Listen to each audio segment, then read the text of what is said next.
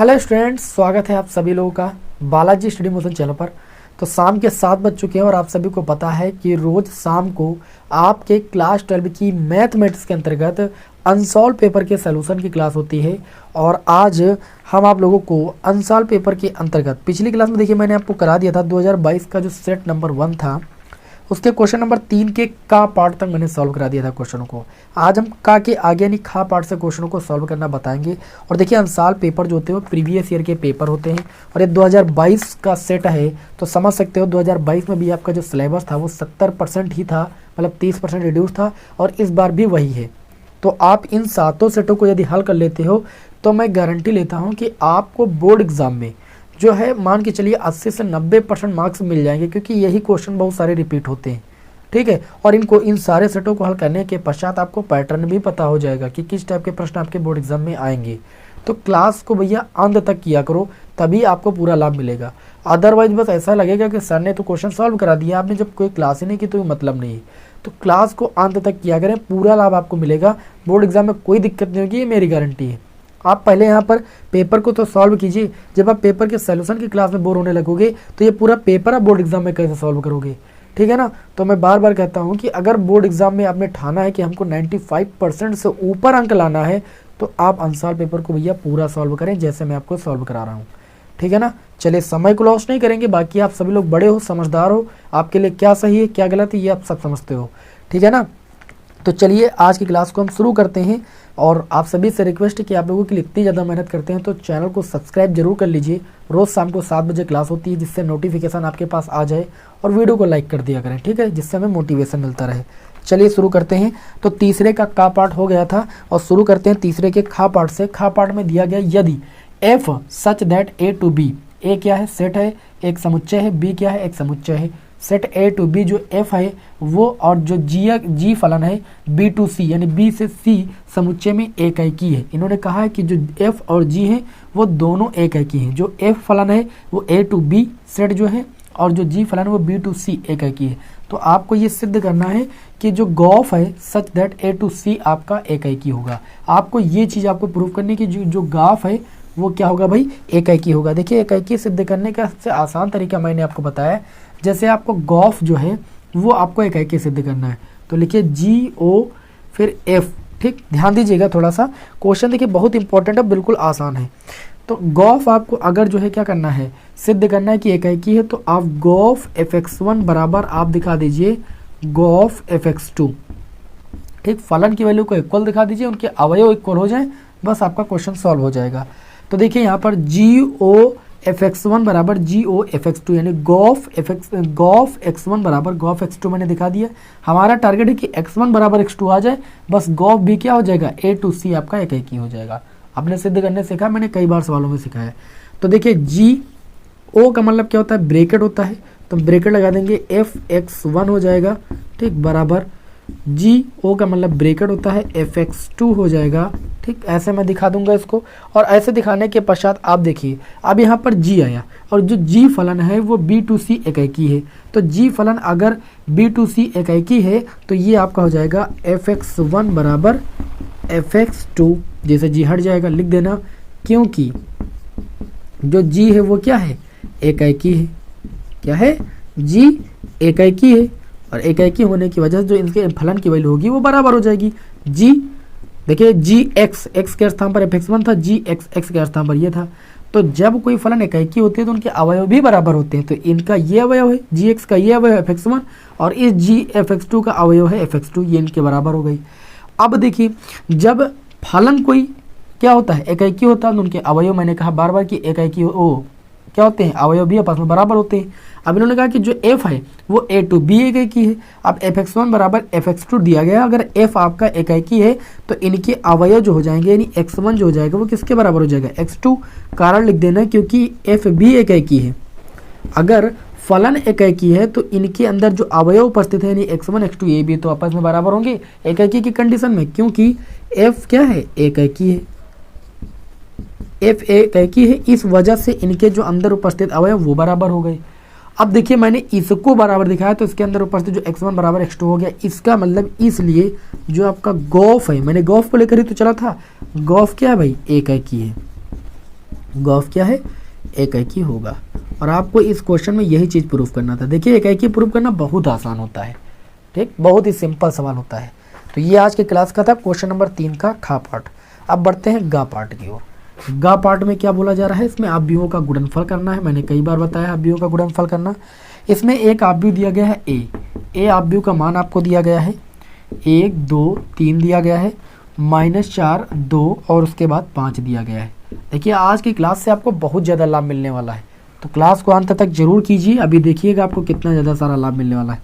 फिर दिया गया है 2 3 4 5, उसके बाद 3 1। इन दोनों आव्यूहों का हमें क्या करना है, मल्टीप्लिकेशन करना है, यानी ए बी का मान निकालना है और बी ए का मान निकालना है। तो सबसे पहले ए बी का मान निकालेंगे, यानी ए को बी से मल्टीप्लाई करेंगे। ए आव्यूह का मान 1 2 3 -4 2 5 और बी आव्यूह को लिख देंगे। हम ए बी करेंगे, बी आप स्वयं ज्ञात करोगे। बी का मान है 2 3 4 5 3 1। अब देखिए कैसे मल्टीप्लाई करते हैं।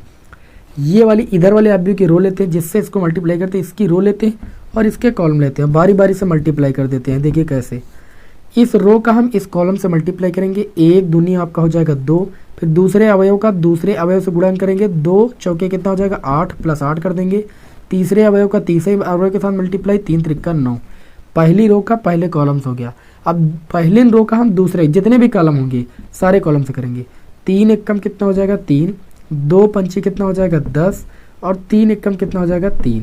आगे कोई कॉलम नहीं है तो यहाँ पर हम क्या करेंगे, आव्यूह का चिन्ह बना लेंगे। अब पहली रो का सारे कॉलम से हो गया, दूसरी रो का हम दोनों कॉलम से करेंगे। 4 दूनी -8 क्योंकि ये माइनस का है। फिर 2 और 4 का गुणा कितना हो जाएगा 8, फिर 5 और 3 का गुणा कितना हो जाएगा 15। फिर पहली रो का पहले कॉलम से हो गया। अब पहली रो का दूसरे कॉलम से 4 3 कितना हो जाएगा -12, 2 पंचे कितना हो जाएगा 10 और 5 एकम कितना हो जाएगा भाई 5। तो ए बी का मान यहाँ से आपको मिल जाएगा। देखिए भाई 8 और 9 17, 17 2 कितना हो जाएगा 19, 3 3 6 और 10 कितना हो जाएगा 16, -8 + 8 0, ये आपका 15 बच जाएगा। और -12 और 10 -2 -2 5, ये आपका 3 बच जाएगा प्लस का। इस तरीके से आपका ए बी आ गया। अब जैसे आपको बी ए निकालना है तो पहले बी लिखिए, उसके बाद ए लिखिए और ऐसे ही आपको मल्टीप्लाई करना है। ये काम आप कर सकते हो। मैंने इसीलिए इस सवाल को बहुत धीरे बताया है कि आप समझ जाएं सवाल को, और इसका बी पार्ट आप सभी लोग कर लीजिएगा, ठीक है ना। ये आप सभी लोगों का क्या भाई होमवर्क है, और उम्मीद करता हूँ कि आप सभी को समझ में भी आ गया होगा। चलिए अब देखते हैं बी ए पार्ट आप लोग कीजिएगा होमवर्क।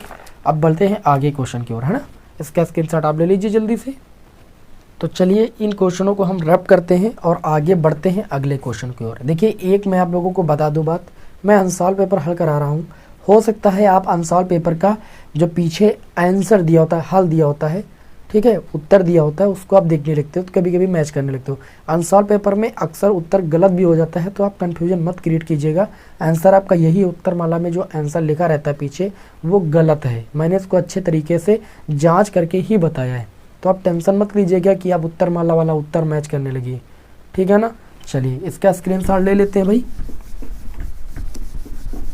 बढ़ते हैं आगे अगले क्वेश्चन की ओर। ये गा पार्ट था, अब बढ़ते हैं घा पार्ट की ओर। देखिए ये क्वेश्चन आपके 2 नंबर में आते हैं भाई। अब घा पार्ट में आपसे बोला जा रहा है कि सिद्ध कीजिए। घा पार्ट जो है वो तीसरे का घा पार्ट है। टू प्रूव दैट, ये बोला जा रहा है to prove that tan inverse, ये क्वेश्चन आपने कई बार सॉल्व किया, tan inverse 1/2 plus tan inverse 1/3 = π/4। बहुत ही सिंपल है। ये देखिए tan inverse x plus tan inverse y के रूप का लिखा हुआ है। देखिए आपको ये चीज़ लेकर चलना, ये चीज़ प्रूफ करना है ना।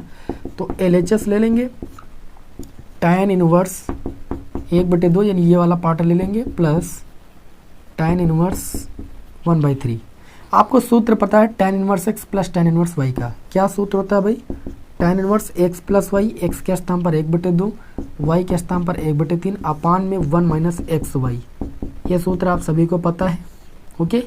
तो यहाँ पर देखिए इसको हल करेंगे। tan इनवर्स 3 एकम 3 2 एकम 2 3 + 2 और 3 दूनी कितना हो जाएगा 6, 3 दूनी 6 6 एकम 6 -1/में 3 दूनी 6।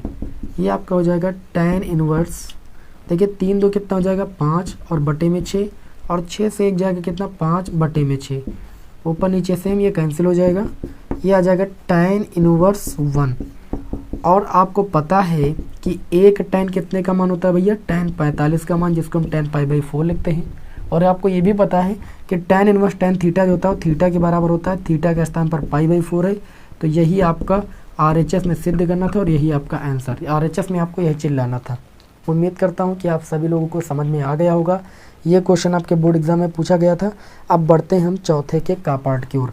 इसको रफ कर देते हैं और कॉपी पेन देखिए साथ में लेकर बैठा करें, कुछ होमवर्क दे दिया करें तो आप लोग कर लिया करें। जब तक देखिए मैथ एक ऐसी विषय है जब तक आप अपने आप कुछ नहीं करोगे कुछ नहीं होने वाला है, ठीक है ना। आप पेन और कॉपी लेकर ही बैठे हैं, इसमें आपको पेन चलाना ही पड़ेगा।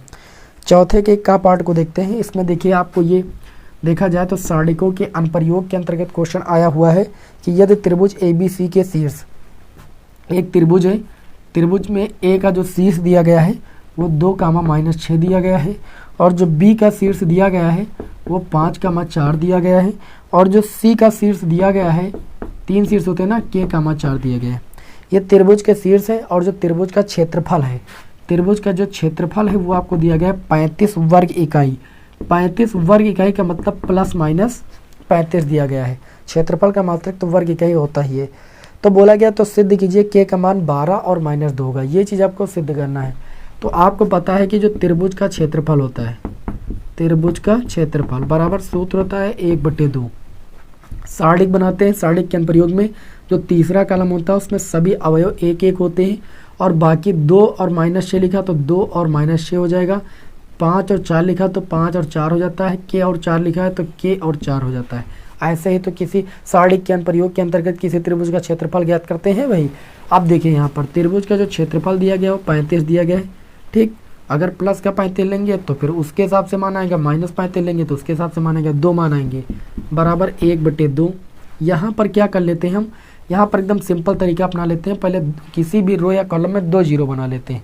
अगर 2 जीरो बनाना है तो सबसे अच्छी बात है कि आप R1 की वैल्यू प्राप्त करें, R1 - R2, यानी पहली रो को दूसरी रो से घटा लें, यहाँ 0 बन जाएगा, और R2 की वैल्यू प्राप्त कर लें, R2 - R3, दूसरी रो को तीसरी रो से घटा दें, ये 0 बन जाएगा। 2 जीरो बन जाएंगे और बढ़िया हम क्या करेंगे, C3 के सापेक्ष प्रसार कर देंगे, हमारा आंसर आ जाएगा। तो चलिए हम R1 की वैल्यू प्राप्त करते हैं, R1 - R2। R1 से R2 को घटाएंगे, 2 से 5 घटाएंगे -3, -6 से 4 घटाएंगे -10, 1 से 1 घटाएंगे 0, ओके। और 5 से K घटाएंगे 5 -K, और 4 से 4 घटाएंगे 0, 1 से 1 घटाएंगे 0। उसके बाद तीसरी कॉलम में हमको कुछ नहीं करना है, ध्यान से दीजिए, तीसरी कॉलम नहीं तीसरी रो में हमें कुछ नहीं करना है। K 4 1 इतना कर लीजिए, आप लोग कर सकते हो कि नहीं। अब बताओ यहाँ पर इस कॉलम में C3 में आपके 2 जीरो बन गए कि नहीं, प्रसार करना आसान हो गया।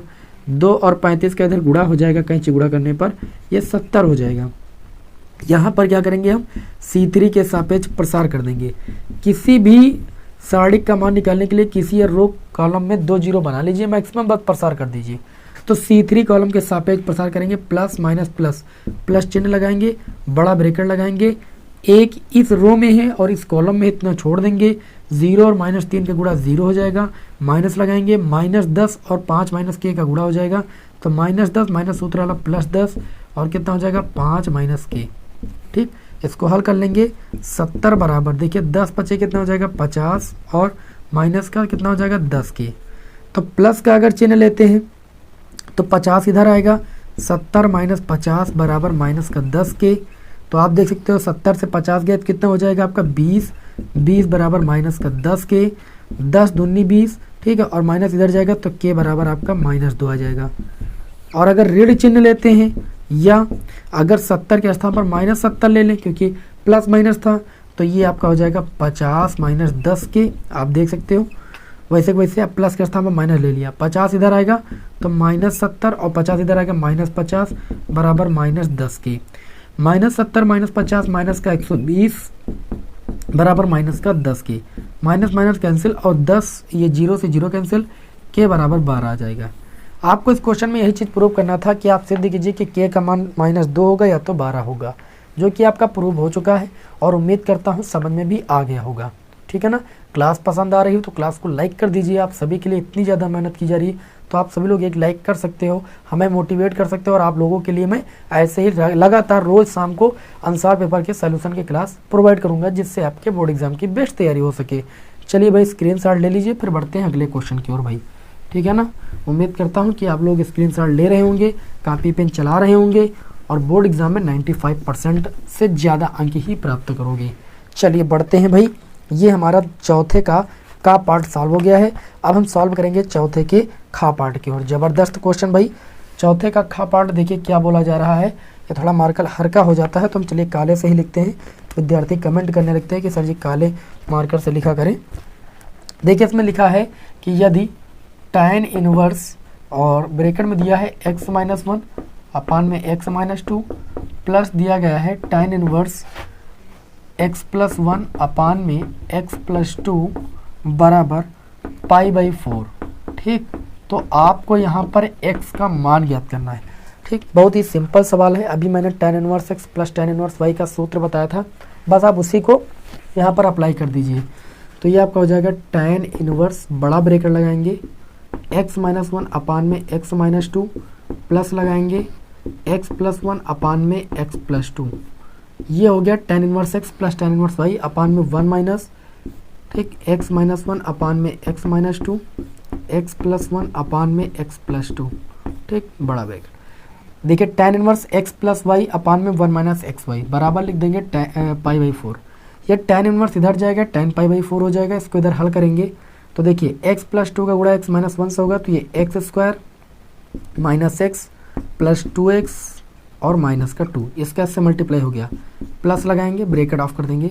इसका इधर से मल्टीप्लाई करेंगे x² प्लस का x माइनस का 2x माइनस का 2 और पूरे के अपान में हो जाएगा x-2 और x+2। इसका मल्टीप्लाई बट्टी में आ जाएंगी।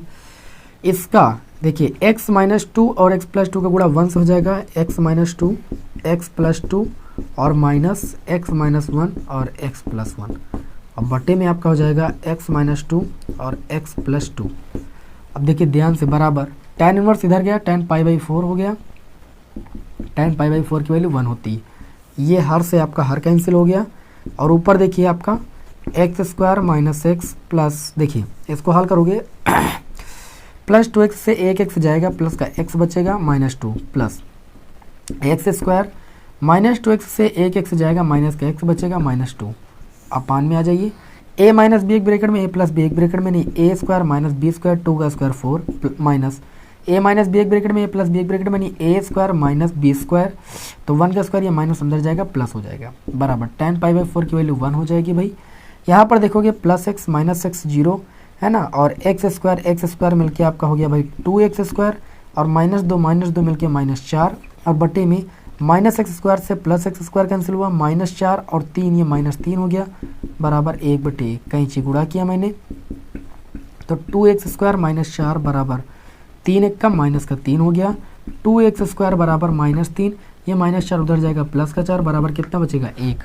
ठीक, यानी मैंने देखा यहाँ पर इतना निकला कि 2x² बराबर प्लस 4 से 3 जाएगा 1 बचेगा, x² बराबर 1/2, 2 बट्टे में चला गया।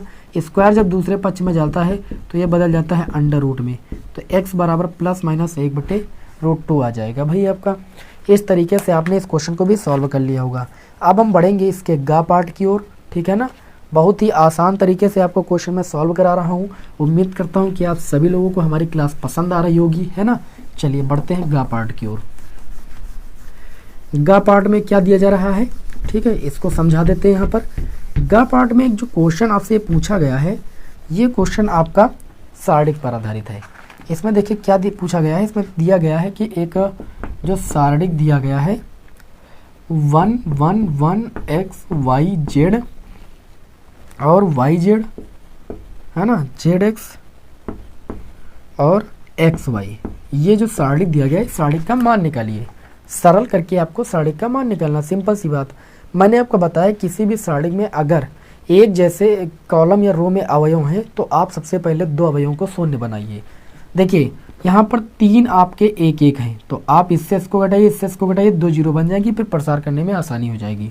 तो सबसे पहले वही पुराना काम, R1 की वैल्यू प्राप्त करेंगे R1 माइनस R2 से, और R2 की वैल्यू प्राप्त करेंगे R2 माइनस R3 से।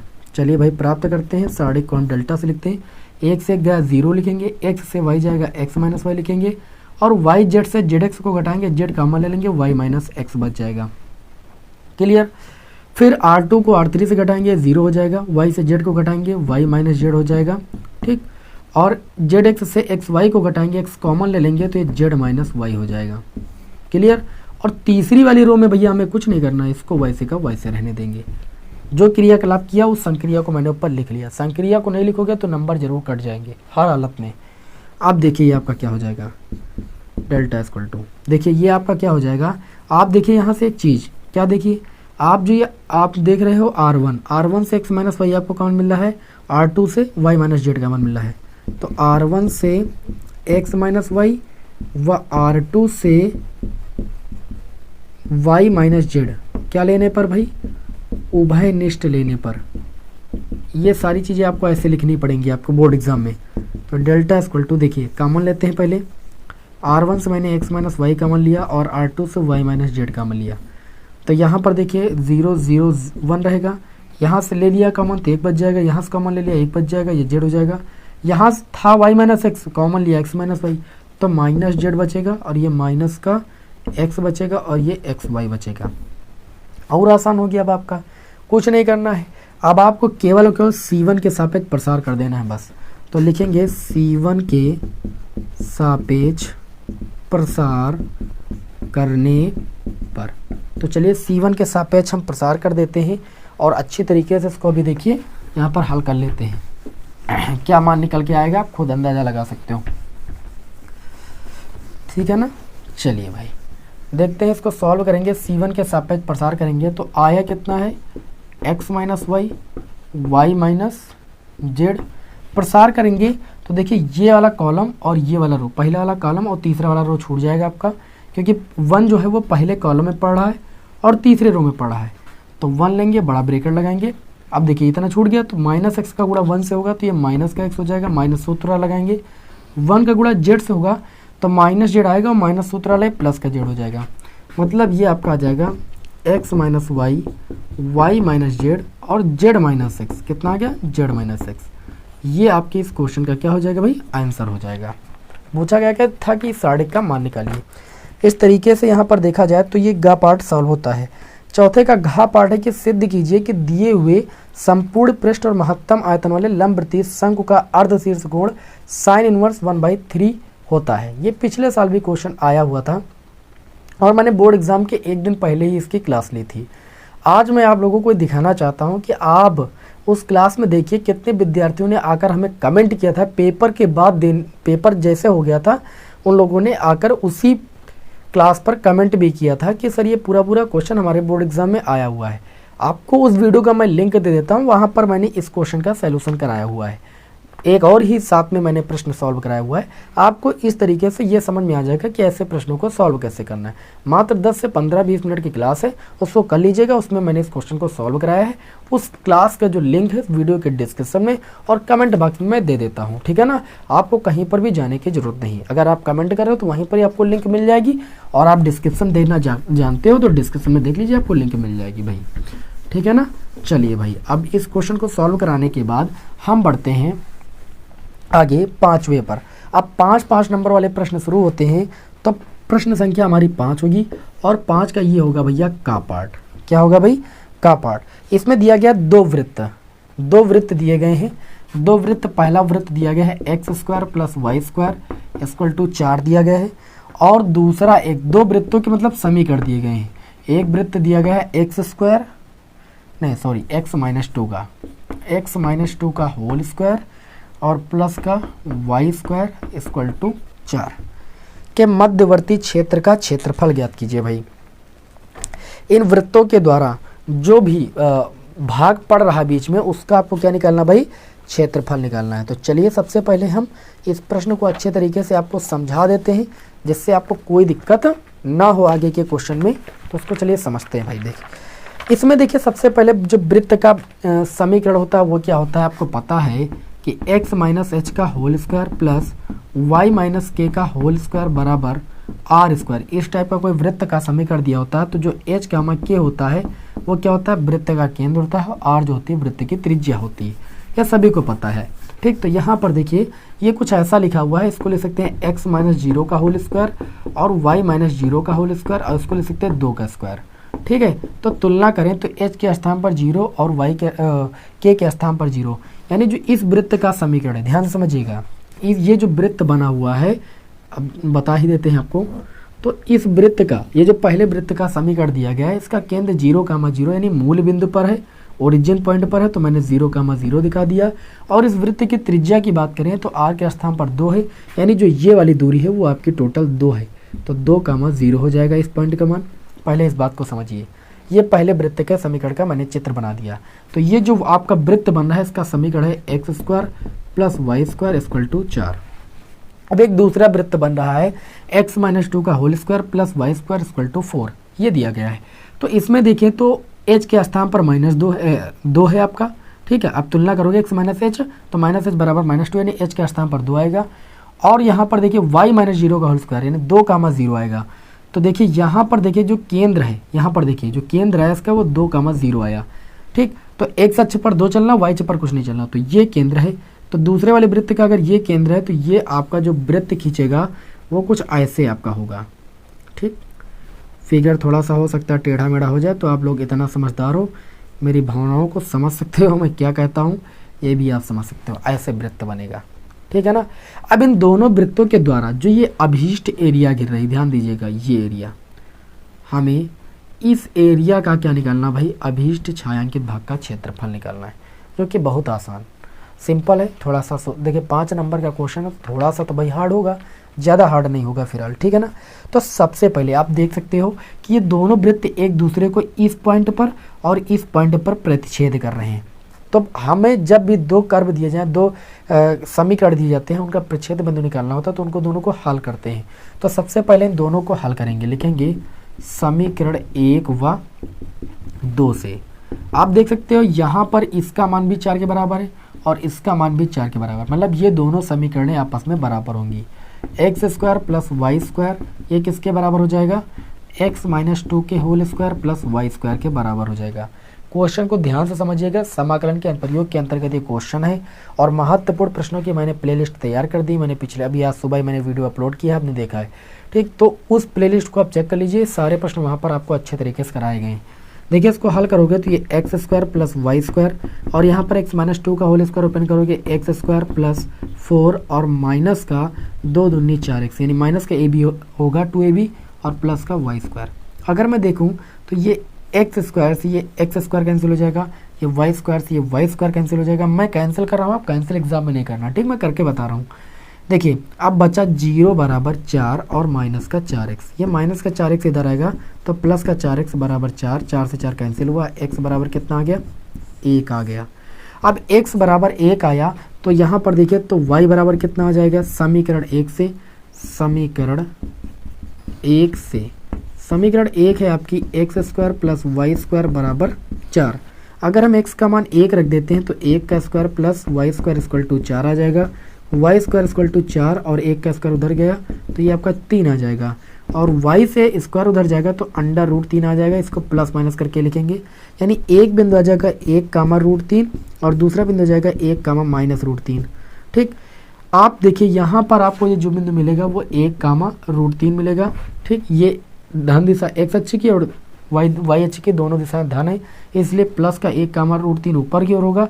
और जो ये चौथा चतुर्थांश होता है इसमें देखिए x अक्ष तो धन दिशा में होता है तो 1 दिया है दूसरा बिंदु, और -√3 का मतलब y अक्ष की ऋण दिशा में माइनस का √3 दूरी चली गई, तो ये दूसरा पॉइंट ये वाला हो जाएगा।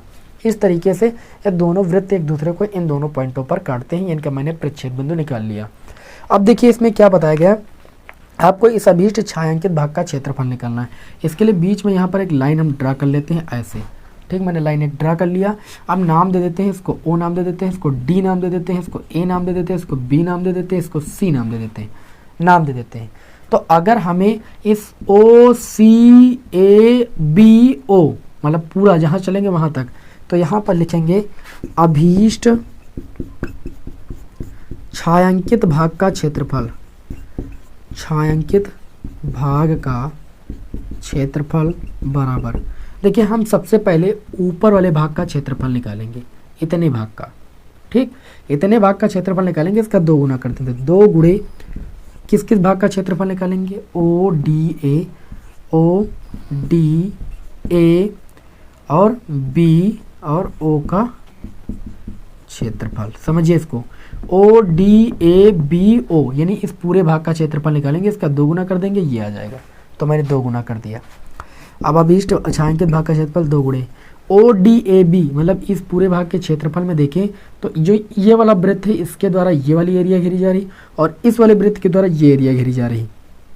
तो क्या करेंगे, सबसे पहले हम इस कर्व का क्षेत्रफल निकालेंगे, मतलब इस वृत्त के द्वारा, और इस वृत्त के द्वारा जो क्षेत्रफल है उन दोनों को हम यहाँ पर क्या करेंगे भाई, जोड़ेंगे, है ना। लेकिन एक चीज़ ध्यान दीजिएगा, यहाँ पर आप करोगे क्या, देखिए भाई क्या करेंगे, सबसे पहले ध्यान दीजिएगा क्या करेंगे। सबसे पहले यहाँ पर हम ओ डी बी ओ, देखिए ओ डी बी ओ का क्षेत्रफल आए बोल दिया मैंने, प्लस, है ना, समझिएगा ध्यान से, ओ डी बी ओ इसका क्षेत्रफल जो कि इस वृत्त के द्वारा गिर रहा है, फिर D A B D plus D A B D का क्षेत्रफल। अब आप ध्यान से समझिएगा मैंने क्या किया है। मैंने यहाँ पर देखिए सबसे पहले इतने आधे भाग का क्षेत्रफल निकाला और इस आधे भाग में फिर मैंने इस कर्व द्वारा गिरा क्षेत्रफल और इस कर्व द्वारा गिरा क्षेत्रफल, मैंने दोनों को जोड़ दिया, ठीक है ना। अब देखिए ये ए बराबर हो जाएगा 2।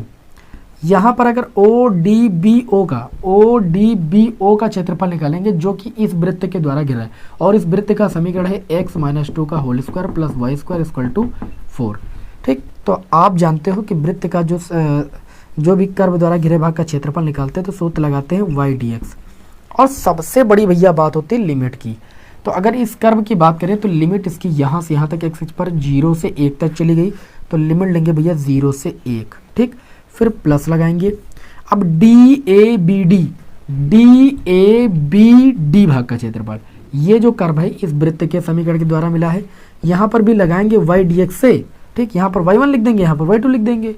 अब लिमिट की बात आती है भैया, तो लिमिट देखिए यहाँ तक आ चुके हो और यहाँ से इधर का क्षेत्रफल निकाल लो, तो 1 तक आए थे, 1 से 2 तक जा रहे हैं, तो लिमिट हो जाएगी 1 से 2। ये बातें आपको समझनी है, बहुत ही बेसिक है, ठीक।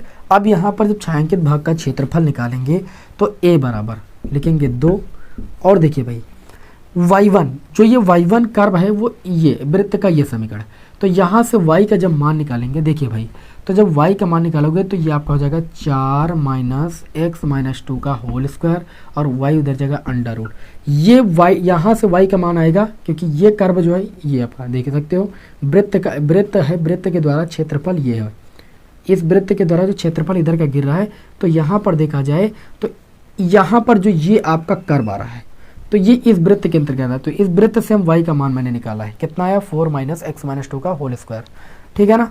अब यहाँ पर ध्यान दीजिएगा, हमें क्या करना था, इसका समाकलन करना था, लिमिट 0 से 1 थी और dx कर देंगे, क्लियर, y1 dx हो गया, फिर प्लस लगाएंगे, दिखाई पड़ा नहीं दिखाई पड़ा, प्लस करके लिखते हैं, लिमिट 1 to 2 y2 dx जो है वो दूसरे वृत्त से y का मान निकालेंगे, तो हमारा कितना आएगा 4 - x² अंडर रूट, और ये आपका dx हो जाएगा। इस तरीके से, या जो दूसरा वाले वृत्त का समीकरण था वहाँ से y का मान ये आ जाएगा। अब भैया समाकलन सब लोग करना जानते हो, देखिए ये आपका a = 2 समाकलन अब 0 से 1 और अंडर रूट, देखिए 4 - x - 2 का होल स्क्वायर हो जाएगा और dx हो जाएगा, प्लस लिमिट 0 से कितनी हो जाएगी 1, इधर लिखते हैं नीचे, उधर दिखाई नहीं पड़ेगा, प्लस लिमिट देखिए 2 का गुणा इधर भी कर देंगे, लिमिट 1 to 2 और 4 - x² और ये dx, ठीक है। जो लोग लगातार देख रहे हैं उनको भी सारी बात एकदम अच्छे से क्लियर हो जानी है। चलिए इसका सबसे पहले स्क्रीनशॉट लीजिए, बड़ा क्वेश्चन है, समय तो भैया लगेगा ही, ठीक, उसके बाद इसको रफ करते हैं फिर आगे बताते हैं। उम्मीद है कि इतना स्क्रीनशॉट आप लोगों ने ले लिया होगा। चलिए बताते हैं कि आगे कैसे सॉल्व होगा, ठीक। बहुत ही आसान है क्वेश्चन भाई, आप चैप्टर को अगर हलवा मानोगे तभी हलवा लगेगा ना, प्रैक्टिस नहीं करोगे तो भाई कठिन लगेगा। चलिए क्या करते हैं इसमें, देखिए भाई ये आपका हो जाएगा a = 2, आपको सूत्र पता है, ये देखिए a के स्थान पर 2 का स्क्वायर लिख सकते हैं, माइनस एक्स माइनस टू, ये टी समझिए आप। तो ये ए स्क्वायर माइनस एक्स स्क्वायर वाला सूत्र आप सभी को पता है, क्या होता है आपका एक्स बाई टू होता है। शुरुआत में क्या होता है एक्स बाई टू, तो एक्स के स्थान पर यहाँ एक्स माइनस टू है, तो एक्स माइनस टू और बाई में टू, और अंडर रूट आपका जो होता है वही लिखते हैं पहले, तो 4 माइनस एक्स माइनस टू का होल स्क्वायर। किस फार्मूले का यूज किया मैं बता दे रहा हूँ, आप परेशान मत होइए। फार्मूला तो है under root a square minus x square बराबर x by two under root a square minus x square plus a square by two sine inverse x by a. मैं इस सूत्र का यूज कर रहा हूँ बस, और दोनों में मैं यूज करूँगा, इसमें भी और इसमें भी। तो देखिए ये आपका हो गया एक्स के स्थान पर एक्स बाई टू और ए के स्थान पर 4 प्लस ए स्क्वायर यानी 4 बाई टू और sign inverse x by A. X के स्थान पर है आपका एक्स माइनस टू और बाई में ए के स्थान पर है आपका 2, क्योंकि ए स्क्वायर का मान 4 है ना, ये आपका हो गया। तो इस तरीके से मैंने पहले का समाकलन कर दिया, लिमिट थी 0 से 1, प्लस लगाया। अब 4 माइनस एक्स स्क्वायर यानी 2 का स्क्वायर माइनस एक्स स्क्वायर, तो यहाँ पर आपका आ जाएगा एक्स बाई टू, एक्स के स्थान पर एक्स ही है, और under root 4 minus x square plus a square यानी 4 का स्क्वायर 4 हो जाएगा बाई 2 और साइन इनवर्स एक्स बाई ए यानी एक्स बाई आपका 2 हो जाएगा, लिमिट 1 to 2। देखिए कितने आसानी के साथ ये सॉल्व हो रहा है, ठीक है, आसानी के साथ सॉल्व हो जाएगा। मैंने इस सूत्र का यूज किया है, आप चाहो तो ये सूत्र को आप लिख सकते हो, ठीक है ना। चलिए भाई यहाँ लिख लेना, ये सूत्र मैंने यूज किया। चूँकि अब देखिए इसमें हम पहले अपर लिमिट पुट करेंगे, तो सबसे पहले एक बटे दो यहाँ से कॉमन ले सकते हो, 1/2 यहाँ से कॉमन ले सकते हो। पहले कैंसिल कीजिए, देखिए इस पूरे ब्रैकेट से 1/2 बाहर निकल सकता है और 1/2 से 2 कैंसिल हो जाएगा, तो ये बचेगा X minus two under root 4 minus X minus two का होल स्क्वायर प्लस, ठीक है, देखते रहिएगा क्लास को। और ये आपका बचेगा 4 sine inverse x minus two by 2, limit 0 to 1, ठीक, 0 to 1 प्लस लगाएंगे। अब देखिए यहाँ पर भी क्या करेंगे, देखिए यहाँ पर भी 2 से गुणा हुआ था ना, तो इसमें से भी 1/2 बाहर निकालेंगे, 2 से 2 कैंसिल हो जाएगा, तो ये बचेगा X under root 4 minus x square plus का 4 साइन इनवर्स एक्स बाई कितना बाई 2, लिमिट 1 to 2। इतना कर सकते हो आप सभी लोग। अब देखिए अपर लिमिट सबसे पहले पुट करेंगे, तो जब अपर लिमिट पुट करेंगे 1, तो 1 यहाँ पर पुट करेंगे तो माइनस का 1 हो जाएगा। देखिए भाई 1 माइनस 2 माइनस का 1 4 माइनस, देखिए यहाँ 1 पुट करोगे 1 माइनस 2 माइनस 1 का स्क्वायर 1 हो जाएगा, और 1 से 4 जाएगा तो आपका कितना बचेगा 3, ठीक। तो आप 1 लिखिए ना लिखिए, माइनस का रूट 3 लिख दीजिए बस, फिर प्लस इसी में 1 पुट करेंगे, तो देखिए 1 से ये 2 जाएगा तो माइनस का 1/2 बचेगा, तो 4 साइन इनवर्स आपका कितना हो जाएगा -1/2। पहले मैंने इस पूरे फलन में अपर लिमिट पुट कर दिया, माइनस लोअर लिमिट पुट करेंगे तो देखिए भाई कितना हो जाएगा। लोअर लिमिट पुट करेंगे 0 माइनस 2, ये -2 हो जाएगा। यहाँ 0 पुट करेंगे तो 0 माइनस 2 का स्क्वायर 4 और 4 से 4 जाएगा 0, मतलब ये पूरा फलन आपका 0 हो जाएगा। अब 0 यहाँ पर आएंगे पुट करेंगे 4 साइन इनवर्स, देखिए -0 पुट करेंगे तो -2/2 यानी आपका ये माइनस का 1 बच जाएगा। ये मैंने लोअर लिमिट पुट कर दिया। बिल्कुल इसी तरीके से यहाँ पर भी आपको यही करना है, पहले अपर लिमिट 2 पुट करना है, तो ये आपका आ जाएगा 4 माइनस 2 का स्क्वायर 4, यानी ये आपका 0 हो जाएगा। जैसे 2 रखोगे 2 का स्क्वायर 4, 4 से 4 कैंसिल, पूरा फलन 0 हो जाएगा। ये बचेगा 4 साइन इनवर्स 2/2 यानी 1 आपका बचेगा, फिर माइनस। अब लोअर लिमिट इसी में पुट करेंगे, और लोअर लिमिट पुट करेंगे तो 1 4 माइनस, इसको रफ कर दें, थोड़ा सा हो सकता है दिक्कत हो रही हो आप सभी को समझने में, तो समझने में दिक्कत नहीं होगी। देखिए भाई इसी फलन पूरे फलन में मैंने लोअर लिमिट पुट करना किया, तो ये 1 हो गया, 4 माइनस 1 का स्क्वायर 1 प्लस 4 साइन इनवर्स 1/2, ये मैंने लोअर लिमिट पुट कर दिया, ठीक। अब एक चीज़ का ख्याल रखिएगा, आपने यहाँ पर माइनस लगाया है ना, तो ये अंदर का चिन्ह बदल जाएगा, प्लस माइनस आपका माइनस हो जाएगा, ठीक। यहाँ पर भी आपने माइनस लगाया, आगे कोई फलन नहीं, छोड़िए। ए बराबर हल कीजिए माइनस का रूट 3, और यहाँ पर देखिए आपका माइनस का 4, माइनस बाहर आ गया, साइन इनवर्स, ये साइन कितने की वैल्यू हो जाएगी π/6, क्षेत्र का 18, हाँ ये 30 साइन 30 की वैल्यू होती है, तो π/6 की वैल्यू होती है, तो इसको हम π/6 डायरेक्ट लिख देते हैं यहाँ पर -4, ये माइनस बाहर आ गया, प्लस हो गया, और ये 1 किसके मान का होता है साइन π/2 का, लिख दिया ये मैंने गुणे में करके, प्लस देखिए 4, और यहाँ पर साइन इनवर्स 1 का मतलब ये π/2 आएगा, माइनस ये अंडर रूट 4 का मतलब अंडर रूट 3, और -4 और 1/2 साइन इनवर्स π/6 का मान होता है, तो डायरेक्ट हम π/6 लिखते हैं। ठीक, इतना आप सभी लोग समझते हो। a बराबर आपका -√3 और -4 गुणे कितना आ जाएगा π/6 और प्लस इसको सॉल्व करेंगे तो 4 गुणे π/2 प्लस लगाएंगे 4 गुणे π/2 -√3 -4 गुणे π/6।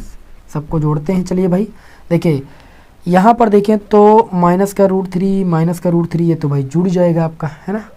देख लीजिए कहीं पर गलती तो नहीं हुई है। मेरे अकॉर्डिंग तो भाई कोई गड़बड़ी नहीं हुई है। चलिए भाई मान रखते हैं यहाँ पर। तो मान रखने पर देखिए आपका क्या आने वाला है, ये देखिए आपका हो जाएगा भाई -√3 -√3 हो जाएगा, है ना। और इसको सॉल्व करेंगे 2 दूनी 4 2 3 6 यानी 2 π/3 और यहाँ पर भी कितना हो जाएगा भाई, इसको सॉल्व करोगे 2 दूनी 4 2 3 6 2 π/3। अब -2 π/3 और -2 π/3 तो माइनस का कितना हो जाएगा 4 π/3 हो जाएगा आपका भाई। दोनों का हर सेम एक हल ले लिया, -2 π माइनस का 4 π हो गया। इसको हल करेंगे 2 दूनी 4 और 2 दूनी 4 2 π मिलके कितना हो गया 4 π, लिख लिया 4 π। इतना हल तो कर ही सकते हो आप सभी लोग। अब देखिए आपका हो जाएगा -2√3 -4 π और 3 चौक 12 प्लस का 12 π और पूरे के बट्टे में 3। ठीक, तो यहाँ पर -2√3 और -4 π से 12 π जाएगा तो प्लस का 8 π बचेगा और बट्टे में कितना भाई बचेगा 3 बचेगा। इसको आप लिख सकते हो 8 π/3 और -2√3 वर्ग इकाई, क्योंकि ये क्षेत्रफल है।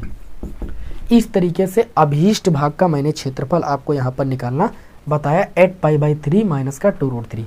मैंने इस क्वेश्चन को पूरा इसलिए सॉल्व कर दिया कि आपको, मैं सोच रहा था कि मैं आपको यहाँ से दे दूं, लेकिन मैंने सोचा कि अगर मैं भी छोड़ दूंगा तो आपको हो सकता है कहीं ऐसा ना एहसास हो कि सर जी ने कठिन भाग हम लोगों के लिए छोड़ दिया।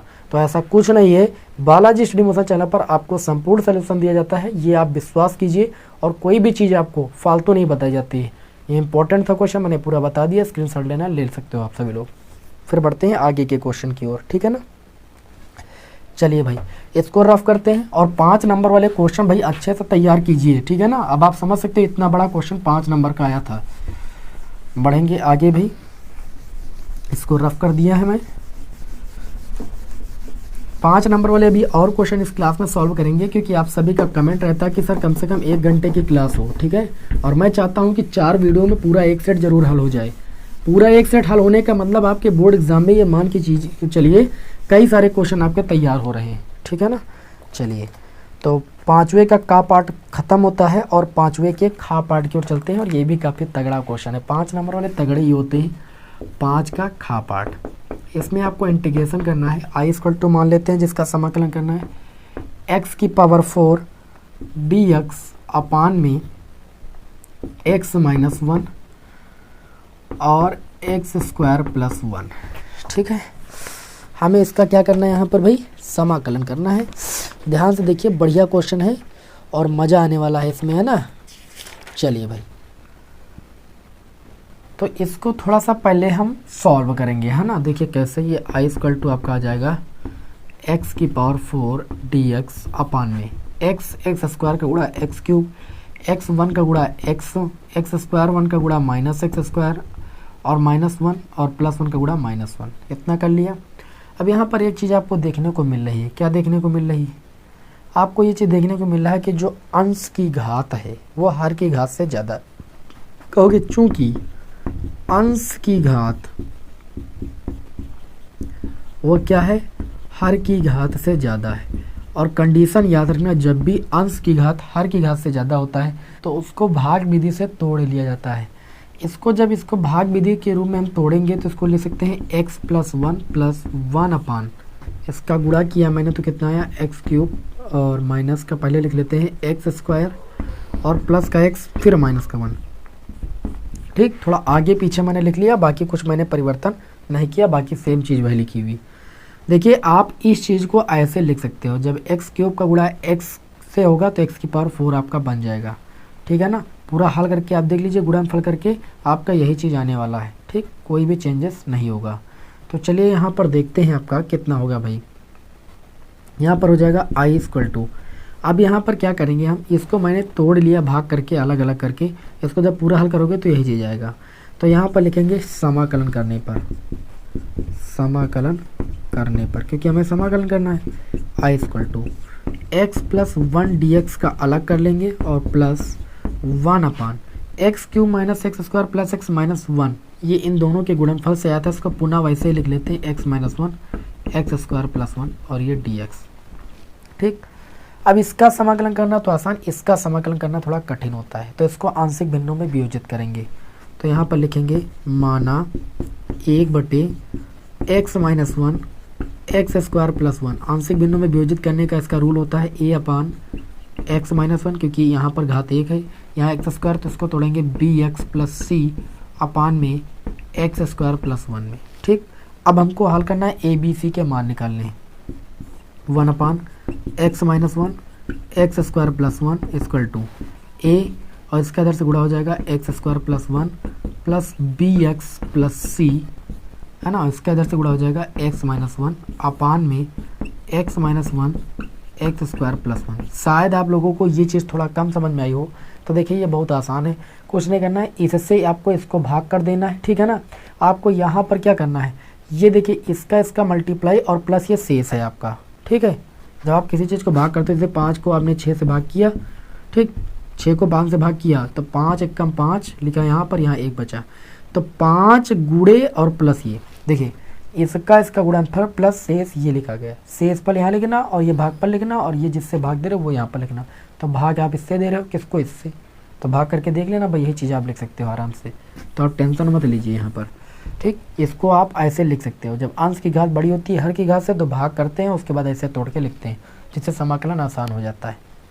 अब यहाँ पर देखिए चल रहा था जो हमारा, इससे इसको कैंसिल कर देंगे, फिर दोनों पक्षों की तुलना करेंगे। ठीक, 1 इक्वल टू आपका आ जाएगा ए एक्स स्क्वायर और प्लस का ए हो जाएगा, गुणा करेंगे तो, और उसके बाद आपका हो जाएगा B X square, B X का गुणा एक्स हो जाएगा, और बी एक्स का गुणा 1 से होगा माइनस का बी एक्स हो जाएगा। ठीक, सी का गुणा एक्स से करेंगे तो कितना हो जाएगा, सी एक्स हो जाएगा, और इस सी का गुणा 1 से करेंगे माइनस का सी हो जाएगा।